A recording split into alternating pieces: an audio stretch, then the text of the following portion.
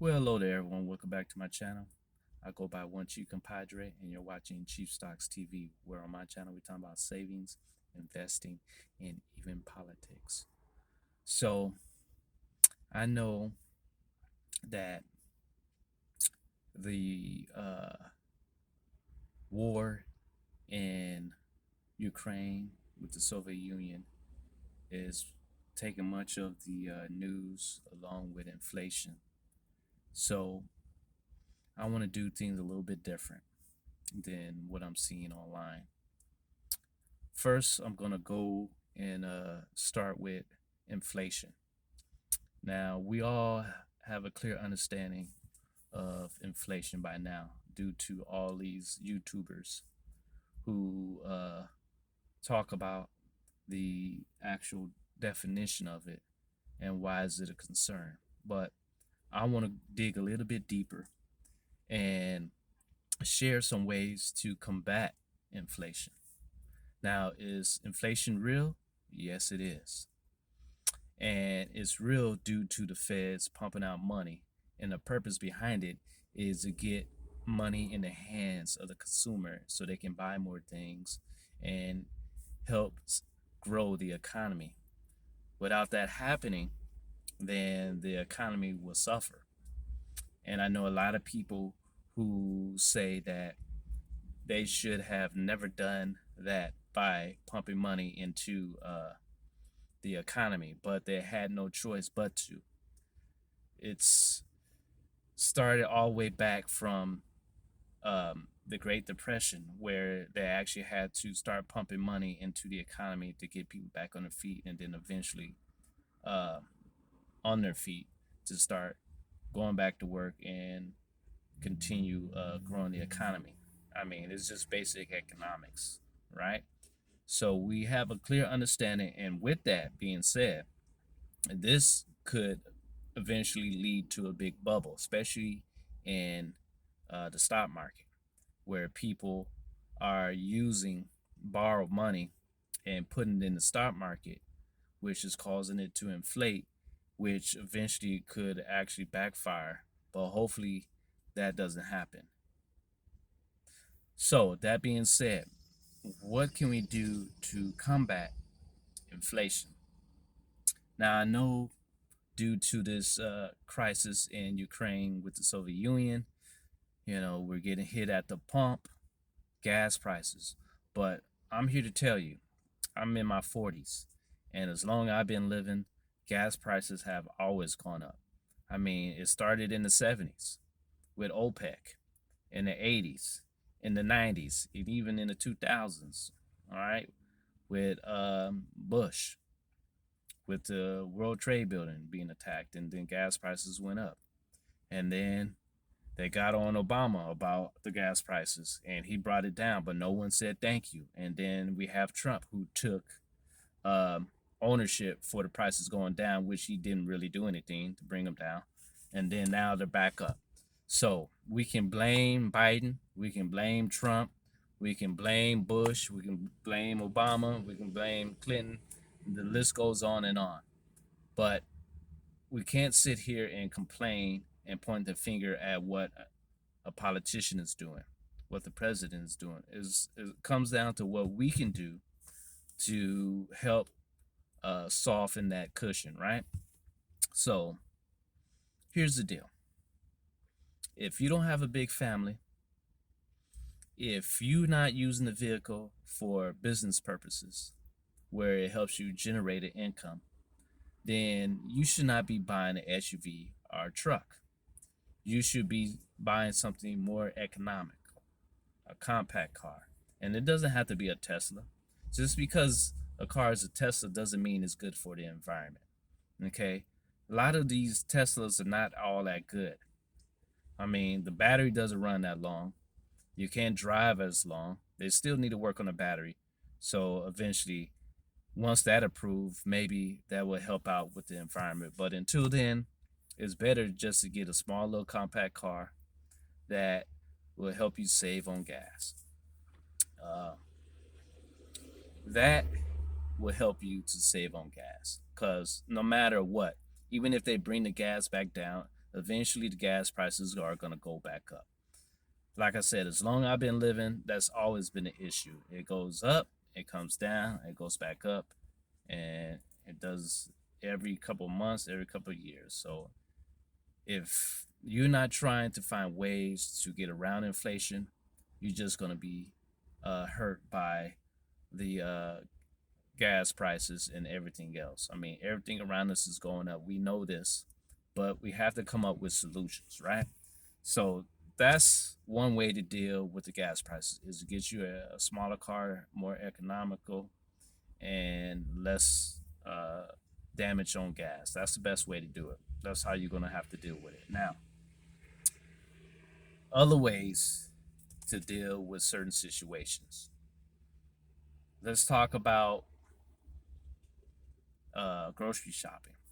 When it comes to grocery shopping, there's many ways to save on groceries. One way is through couponing. And the best way to probably deal with groceries with couponing is buy things that are mostly more expensive, like detergent, right? So there's many ways to save on detergent. There's coupons, the local paper, the online. Now, also, another thing they usually don't talk about when it comes to grocery shopping is that we tend to buy things that are something we may already have at home. So the best way to deal with that is when you go grocery shopping is to have a list. Before you go, write down what you need. So when you go to the grocery store, you don't buy something you already have at home because that's just wasting money. Second is when you buy food, always cook the food that's been there at home already. Do not start eating fresh food because then that old food is sitting there, and the longer it sit there, the older it becomes. Okay, so that's another thing we need to do. We need to eat the old food first, then get to the new food, not the other way around. Another thing is that when we go grocery shopping is to find alternatives to eating meat. I know there's a shortage on meat. I know a lot of people want to automatically go and start stacking up, which is nothing wrong with that. But at the same time, what happens when that food, that meat is completely gone? What are you going to do then when you can't stack up, right?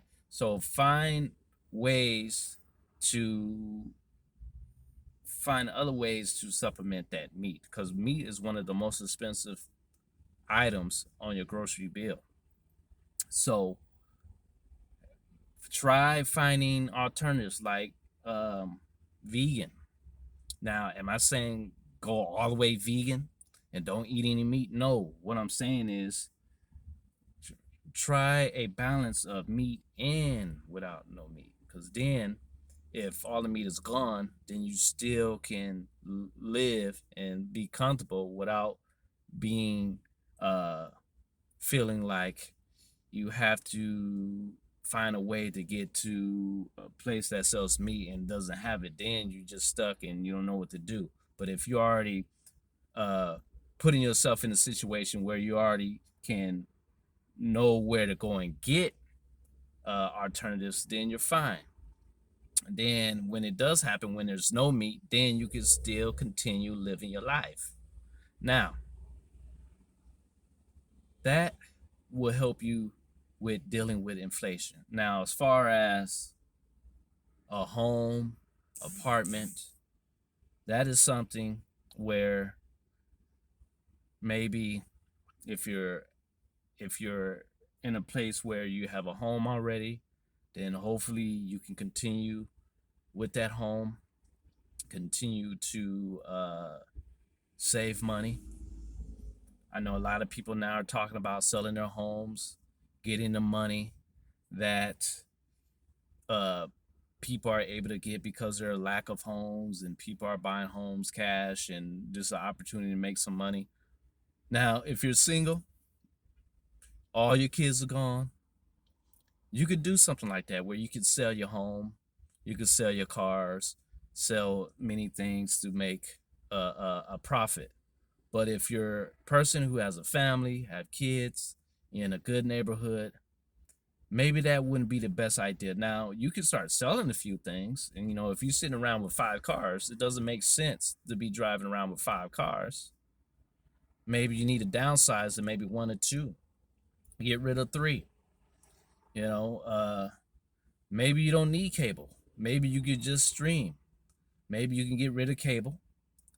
Maybe, if you're really struggling, maybe you can have somebody rent out a room or something like that where you can soften the blow when it comes to paying for mortgage or rent. So there's many ways to deal with that.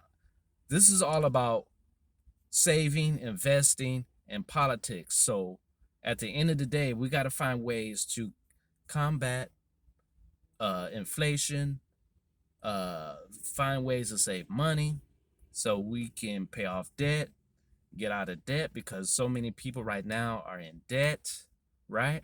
So many people are borrowing money because of low interest rates.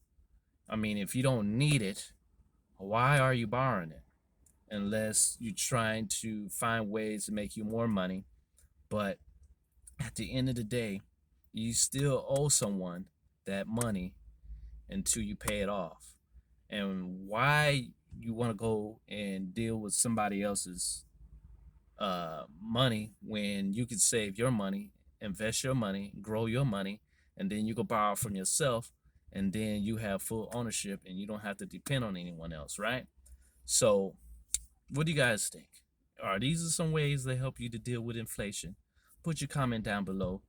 Become a subscriber. Share this with family and friends. And before you go, smash that like button, because at the end of the day, there's two type of people. There's smart people and then there's wise people. Remember, smart people don't live that long. Wise people do. Have a great day. Be safe out there. And remember, it can be done. You can save, you can invest, and you can get through this inflation. This too will pass, just like every other tragedy in this world. So keep your head up, stay positive, and do the right things. I'm out.